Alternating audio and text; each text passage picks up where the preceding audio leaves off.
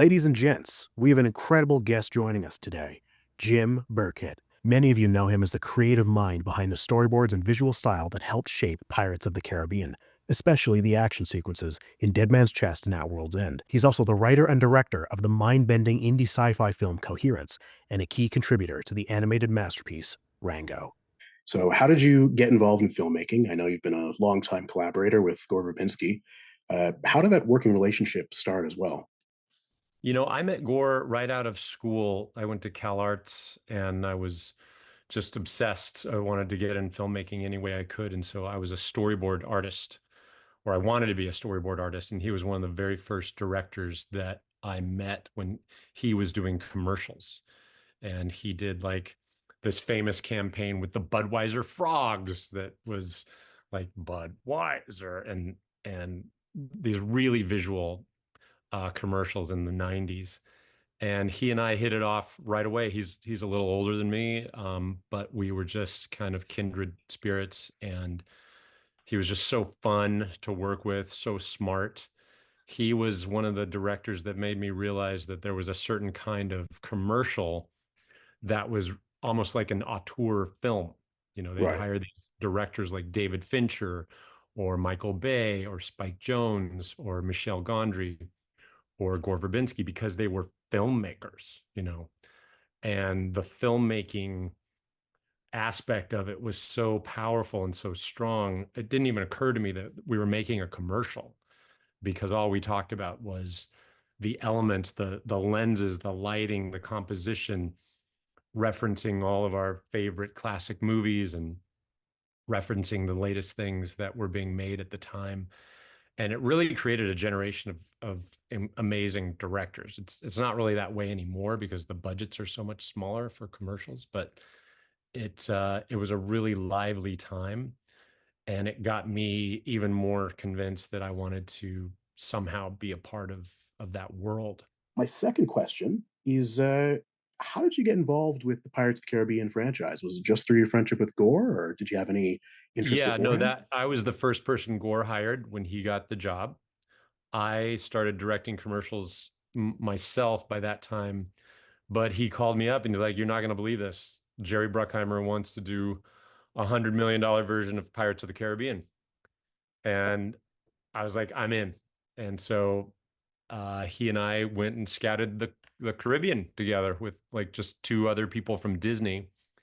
And so I was part of that very first venture into figuring out what it was going to look like. It was before Johnny was even involved. We had none of the cast really. They had this idea about this girl named Keira Knightley who's like 17. She had just been in this movie called Bend It Like Beckham. So they were kind of thinking of her. But other than that, no one was cast. And Gore and I went and scouted St. Lucia and Trinidad, Tobago, and tried to get a sense of like what would it be to capture the feeling of those old classic Disney movies, the Swiss Family Robinson and Treasure Island. And what was it about the specialness of Disney live action? Because Disney live action movies had something very different than other studios. And there was this like blend of magic, blend of some animation sometimes, but then they would shoot at these real locations. Those Disney movies went to these sunny, uh, exotic locations to get that visual impact. And so that's for just months we talked about that, how to capture that feeling.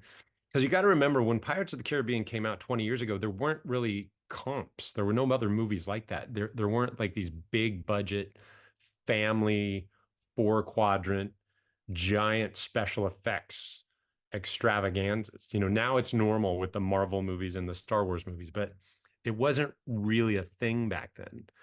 And so we were going to reinvent that genre.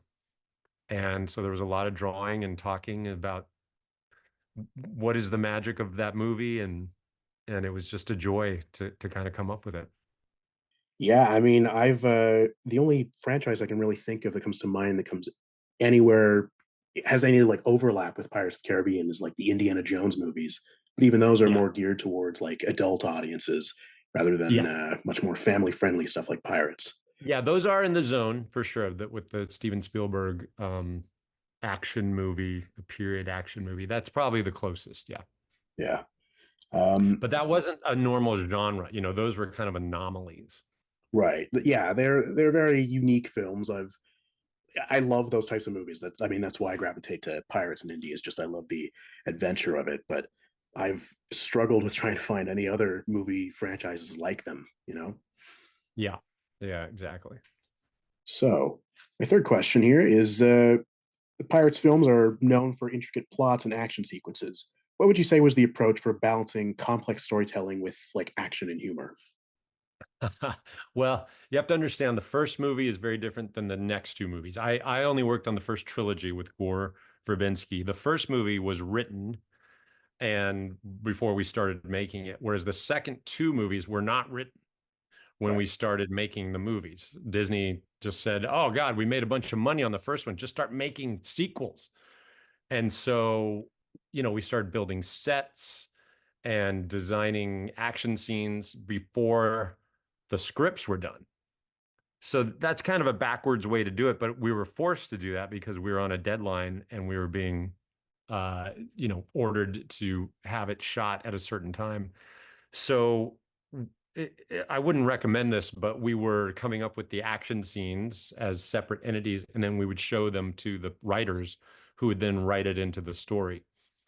Uh, Not the best way to make a movie, but it was really fun because, you have way more creative input that way because you're not just storyboarding something that's already on the page. You are actually creating the scene and all of those things, the fight on the water wheel that comes off, and when Johnny's on the sort of shish kebab with on the cannibal island, all that stuff was just me and Gore inventing whole sequences just for fun.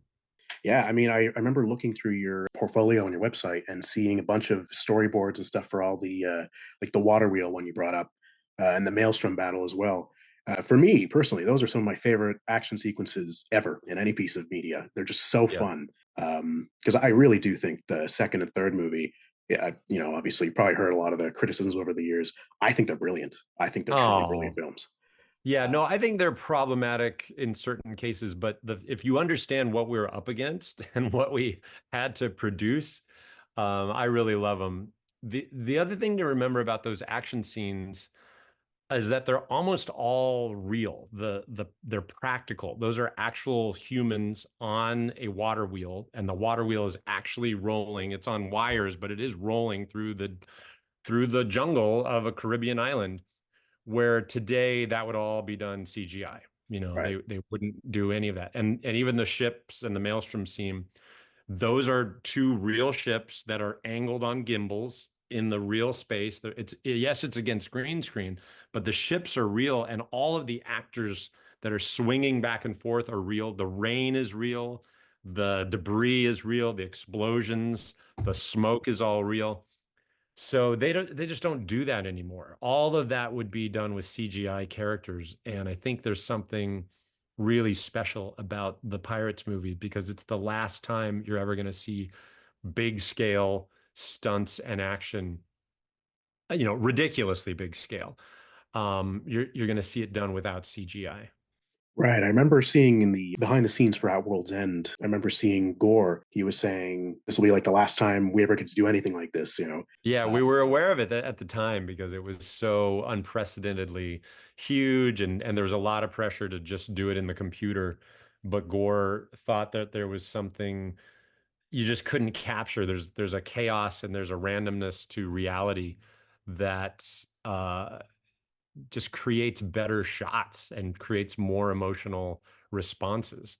And I think he's right. When you watch a Marvel movie or even a great movie like Wonder Woman, by the time it switches to just pure CGI characters, it's not the same movie anymore. yeah, one of my issues with recent blockbusters has just been it really doesn't feel all that real. I And and completely the, agree. and just being there for real, being under the Caribbean sun and in the Caribbean water, and being around people that are actually in costume, it alters the way you shoot it. It alters the way people deliver their lines. Everything is just subtly different compared to just people on a green screen in Burbank. Actually, speaking of doing stuff in California. Did you ever get to go on the Pirates of the Caribbean ride at Disneyland as part of like a research trip or anything like that? Yeah, we did. Nice. And what would you say out of everything on the ride did you take the inspiration from the most? Like any characters on the ride or any sequence from the ride that you wanted to integrate in the film the most? Uh, no, it's all just the feeling of it. Obviously, we put scenes in it that were specifically from the ride, like the dog and the bone, and we had the guy in the barrel, and so that was for the first movies. We actually recreated a couple scenes, and then I shot a little bonus film called Wedlocked. That was like a 10-minute short about the wenches, that's the girls who slapped Johnny, and we tied that into the auctioneer scene, the bride auction scene that used to be in the ride. Uh, and people really loved all the little subtle Easter eggs of that thing. So How much collaboration do you think there was between the writers and Gore inputting all their different ideas together? Was it just like a smaller group of people, or was it like a huge, huge collaborative effort creatively? well, anytime you make a movie, you have to collaborate with the heads of department. So you collaborate with the production designer, the costume designer, the cinematographer, the special effects people, the writers, the makeup, the heads of makeup. So that is assumed that there's, uh, about a dozen people that are feeding into the director's vision. But really, a movie like that, when you have a strong visionary like Gore, everything becomes funneled through his vision. I think that's why those first three are much stronger in terms of a style and a cohesion and just a sort of, a visual punch is because it's very director driven. Those are auteur movies, basically. They just happen to be made by a studio. What ideas or concepts had you worked on for the Pirate series that didn't make it into the final films, and which would be your favorites? I don't really remember. It was kind of a long time ago. I would have to go through my thousands and thousands of storyboards to see which things got cut. But there was a few. There was an extended scene of Kira's wedding in the second movie that was really beautiful. She it got rained out and she actually didn't end up getting married. And we had a whole hurricane scene there that was really great. Yeah, I don't know. I can't remember all the things that we didn't do. There was a lot. And this question is dedicated to all the history nerds in my subscriber base. Did you have an understanding of historical piracy and the aesthetics behind that before you worked on these movies that sort of Before? influenced? No, not at all. Not at all. Okay, Because when you go back to it, what you're doing is you're referencing other artists, really, because there's no photographs from the time, right? So you're right. referencing N.C. Wyeth and these great artists who were also making it up. They were like, oh, what would be colorful? What would be an exciting version of piracy? And so all of it is a sort of chain, of referencing, and then somebody who's going to make a pirate movie in the future is probably going to reference Pirates of the Caribbean and all the things we made up. But all you can do is go back to history books and museums and things and see what the reality is and say, okay, well, what's the Disney version of that? What's a cinematic version of that? There's no reference of somebody looking exactly like Johnny Depp as a pirate. That's all creative license, but based on things that we would think, oh, that's plausible. Somebody could, dangle these kind of things here and have these kind of dreadlocks here and have this kind of tattoo here. So it's really a stew of references that then the artists have to decipher and rearrange to some kind of aesthetically pleasing um, palette so that everybody seems like they're in the same world. Because if you go back to the pirate movies in the 50s, they look very different. They're very simple. It's a lot of technicolor. Someone just has a yellow shirt and a red headband, and they're very clean. Everybody looks super clean. And one of the things we did is we made everybody look dirty. Everybody's got a dirty face or a patina, they called it, a patina of grime on them and their fingernails and in their hands. Everything was layered. And that's really from Gore. Gore wanted that texture and that fuzziness of things that feel worn out and frayed. And so that becomes the aesthetic. And that's again driven a lot more by the director than by historical reference because there's so little historical reference. No, I think those little details are really what sell that world. Everything from the digital details on Davy Jones to the costumes, like you said, the dirt and stuff on people's hands and faces and stuff, all the grime, really helps sell everything. It's always something I've been blown away by is just the amount of detail. Yeah, and the thing is, you have a team of awesome artists that are all doing their own reference, and they'll come to you and they'll say, "Oh, look at this cool like logo from the East Indian Trading Company," or "Look at this cool sword that existed back then," or "Here's what a Chinese map looked like back then." So you do a deep dive in reference, but you're also looking at each other's reference, and then you start picking and choosing the things that feel like they're going to be exciting for a movie. Actually, on the note of the map, you were the one who painted the map, right? Yeah. All right, nice. Because for a while, I actually had that map as my wallpaper on my computer. Yeah, that's one of my favorite things that I did for the movie because I don't usually work in color. All my sketches are black and white. But when Gore said we need an idea for this map, this very special map to other worlds, and he was open to anything. He was like, I don't know what a map like that would look like. I did reference of cool maps and I saw this like circular, these ringed versions of maps, and I just thought, ooh, what if that was the general design of it? And he was like, yeah, and the rings move. And then it just sort of built from there that it got more and more complicated. And I know there's been some between the third and fourth movie. You said you only worked on the first three. But between the third and fourth movie, there were some alterations to the map because it was part of the plot to find the Fountain of Youth. Yeah. Did you were you involved in any of those changes early on, or Yeah. That's the one thing I participated in was kind of revising the map and adding the Fountain of Youth, adding a mermaid, adding an island, adding all these little details in the Florida area, which was not in the original map. There was no Florida. But I think even by at the end of the third movie, we had to add Florida so that he could look at the very final piece of the puzzle. But that was not in the original. And then that was really fun, like trying to figure out how to merge the two ideas. And again, it's one of my favorite things that I did for the movie. that is awesome. I really love the design of that map. It's so cool. Thank you. What do you think sets Pirates of the Caribbean apart from other adventure movie franchises? Well, it's a combination of uh, Gore Verbinski's vision and the Disney magic, whatever you call it, the Disney brand of family entertainment. Because if it wouldn't have been Disney, it probably would have been a lot darker and more violent.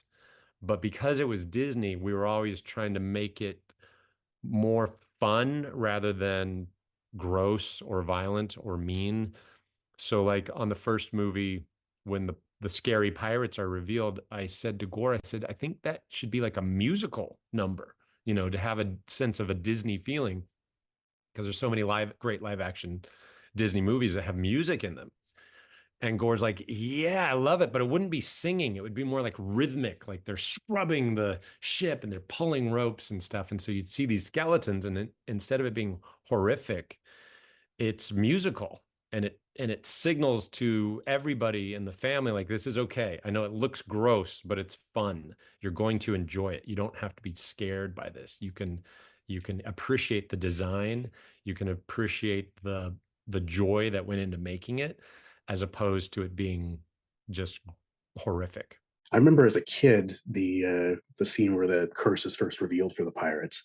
Um, I remember two things were flooding through my mind. One, this is terrifying. Two, this is badass. I love it.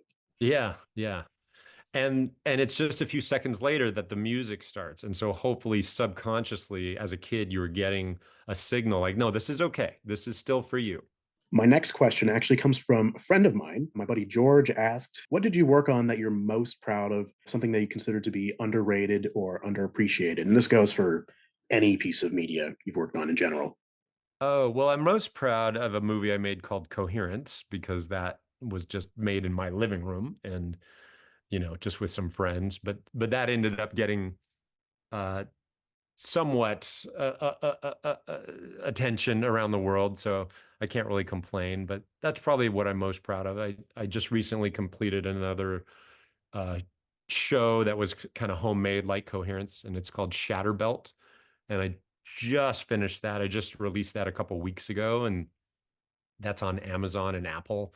And I think that if that could find an audience, then I would be very, very happy because when you make something with a studio, you're proud of it, but it also has an enormous amount of muscle behind it to get to the world. And when you make something homemade, I think there's even more of a sense of just a sense of joy when it actually gets appreciated.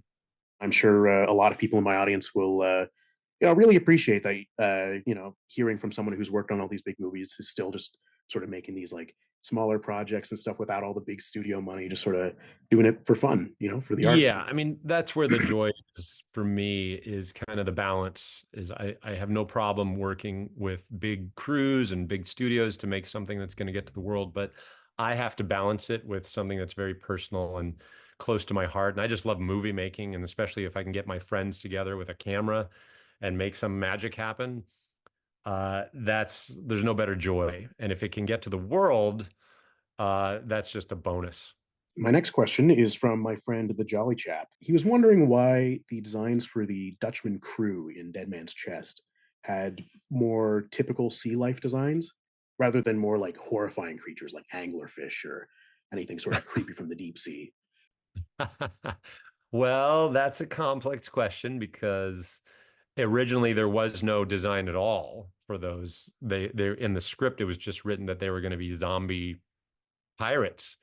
And I had this meeting with Gore really early when he first told me they were going to make sequels. I said, "Okay, so what's the concept for the pirates?" And he was like, "Well, there really isn't one. I guess they were just going to be kind of skeletons with a little more meat on them."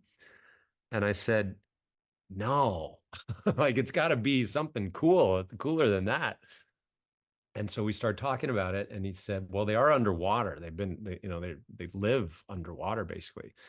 And it made me think of this poem from The Tempest, by the play by Shakespeare, where they're describing this girl's father that's dead at the bottom of the ocean and saying, "Full fathom five, thy father lies, and those are pearls that were once his eyes." And they're describing all of the things that changed about his body by being under the sea, and it literally suffers a sea change into something wondrous and strange. And it's not about being horrifying, it's just about being so interesting that parts of the sea are replacing parts of a dead body. So that's really the very first moment we started realizing we had a great concept. And then I did some quick sketches like with a pirate with a lobster arm or tentacles for a beard. And then Crash McCreary, the famous artist, concept designer who did all sorts of amazing things for Terminator and Edward Scissorhands and Jurassic Park. He then ran with that idea and came up with much better sketches than I did, but really going for like barnacled sea change, fins, all of those textures, tentacles, all of that. And I think it really created something special. Had never been done before. Had never seen anything like it.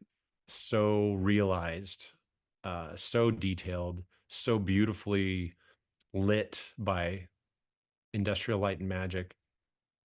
And so I think it was the right choice to kind of commit to the Crash McCreary version. I ended up doing some bonus designs later, and those got worked into the film. Guys with fins for faces and arms and things like that, but all of it sort of barnacled and again, not being too gross, but kind of a combination of a dead body that had been at the bottom of the ocean. And then like one idea I had when they got cut open, instead of blood rushing out, it was like water and fish and shells and things like that. Uh, so I think just it was more creative to follow through with the promise of that poem from Shakespeare. I've had a number of visual effects artists over the years tell me, explain to me in detail why Davy Jones works so well, and in large part, it is the design. It's so alien. You sort of avoid that uncanny valley issue you get with humanoid CGI creatures and stuff that until very recently was super common with CGI. Yeah, And of course, the predominant meme, I'm sure you've seen it, has been CGI today versus CGI in 2006. And then it's like the Dutchman crew, right?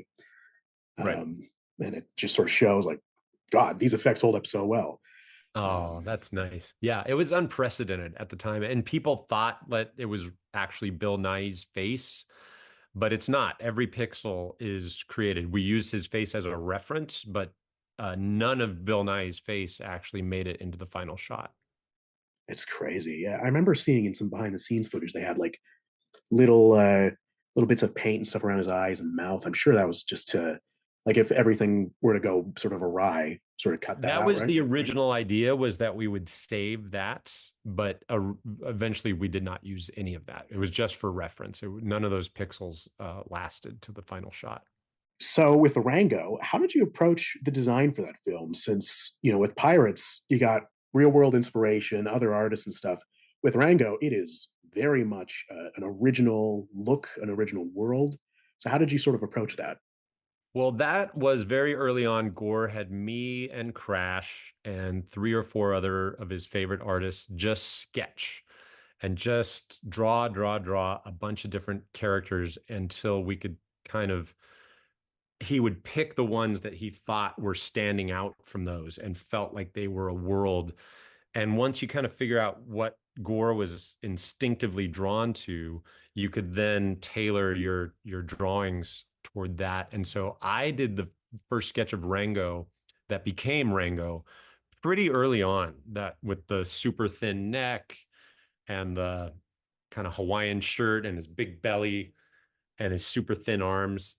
That was kind of how I would draw my goofy characters anyway, but I would combine it with what I saw Gore being drawn to. And then when Crash got involved, Crash is all about detail. And when you look at Pixar movies, those are all about not detail. Those are all about simplifying shapes. If you look at even today, when you look at Minions or you look at uh, the most of the characters in CGI films, it's all about simplifying and reducing to very simple forms and those big ping pong ball eyes. And we said, what if we don't do that? What if we make it as complex and as textured as we would if we were doing a live action movie? And let's ignore all those rules from Pixar. Let's actually ignore what they're telling us we have to do. And we came up with a completely unique set of characters that were so textured and broken and weird and asymmetrical that it just kind of created its own world. And you were the one who penned the script, right?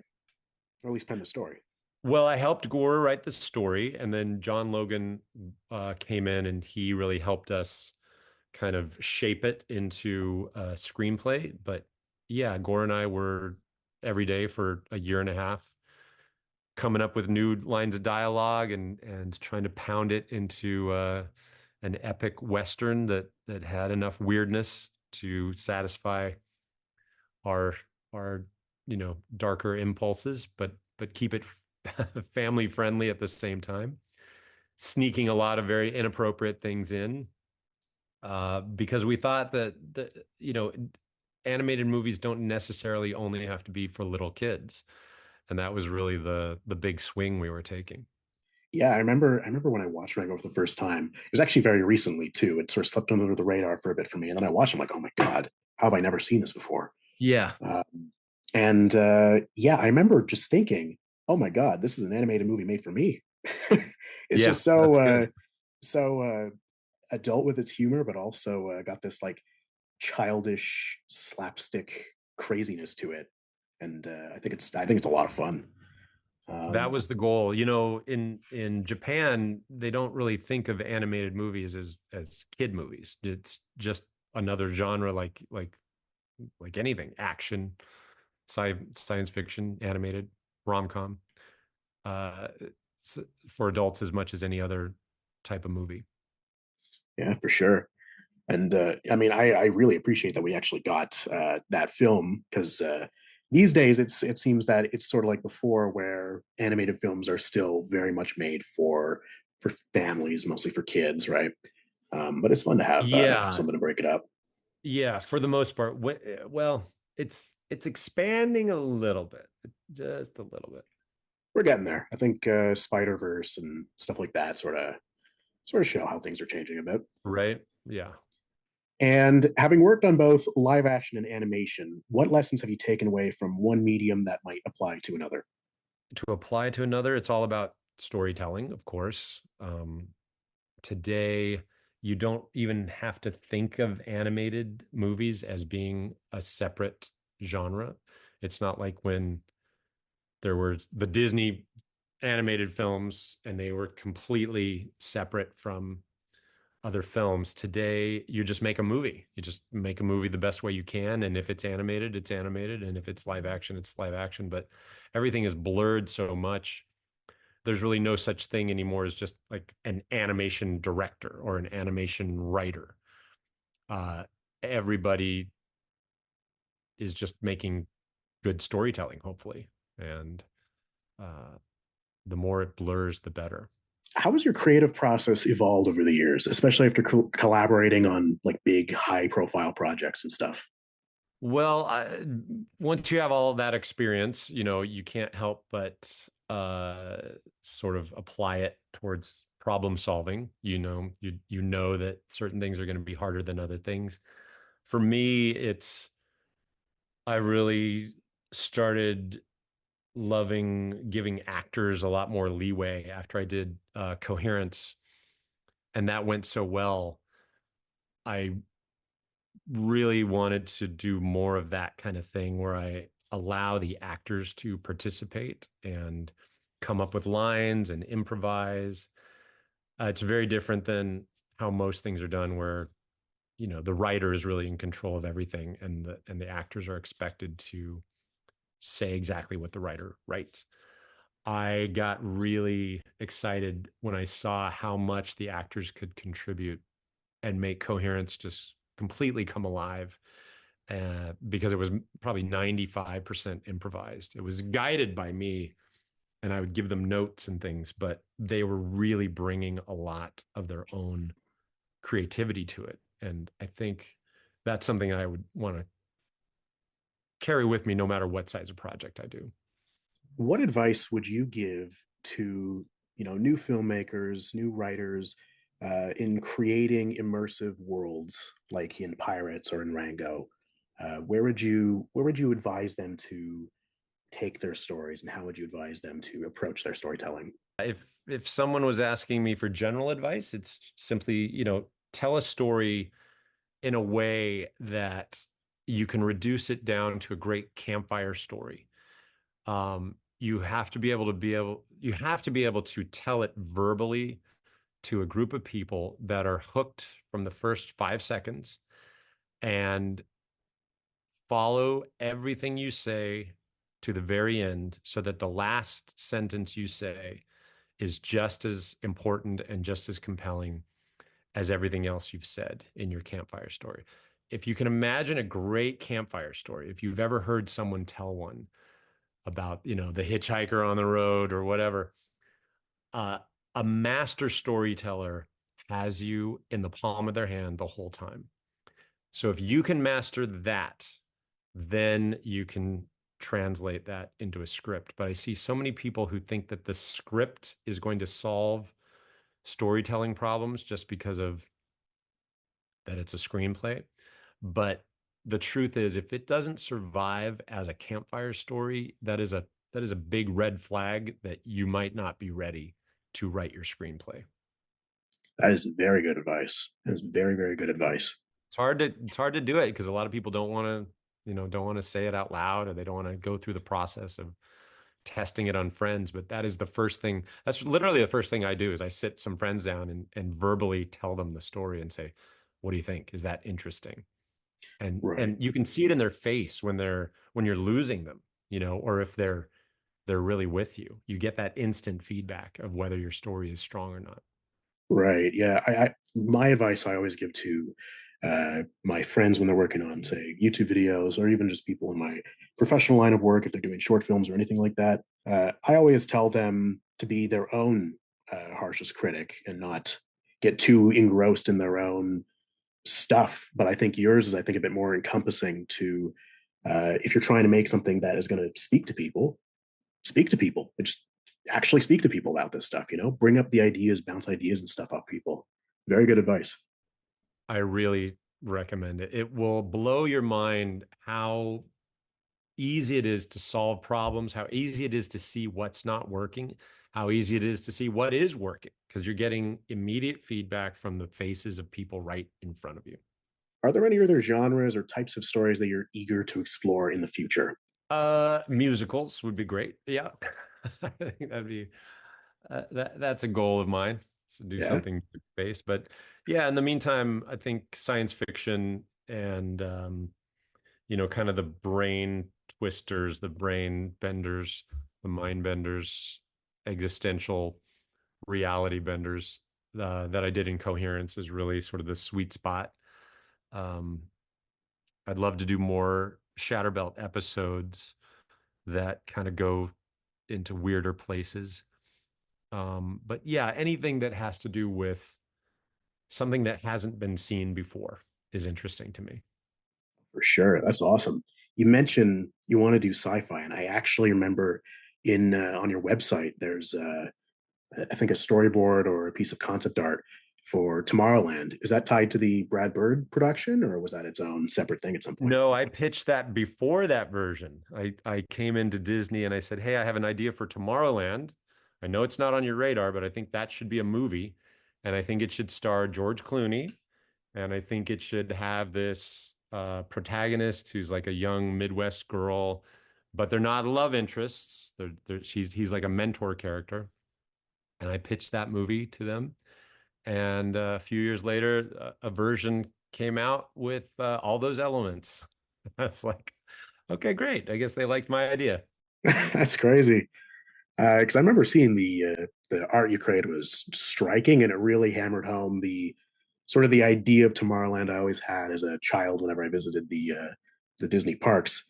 Sort of that big sci-fi utopia city that looked kind of like little 50s retro, a little Yeah. Star Warsy, a little bit of just a mix of the sci-fi genre. Yeah, I really wanted to have a wish fulfillment version of Tomorrowland, but instead I think they did a wish denial version that may not have landed with audiences. And my final question here is: do you have any other upcoming projects that you would like to share with my audience? Promote. The floor is yours. Oh yeah, well, just Shatterbelt is out. It's just been out a couple weeks. Shatterbelt is on Amazon and Apple, and there's 4 episodes. It's kind of a Twilight Zone anthology. If you like Black Mirror, if you like Twilight Zone, it's a lighter, easier to watch. They're very short. They're only 30 minutes long. Patton Oswalt is in one episode. Abigail Spencer's in one episode. There's some of the cast from Coherence is in some of the episodes. So if you like science fiction, or if you like sort of questions about cosmic uh, consciousness or conundrums, Shatterbelt is worth a try.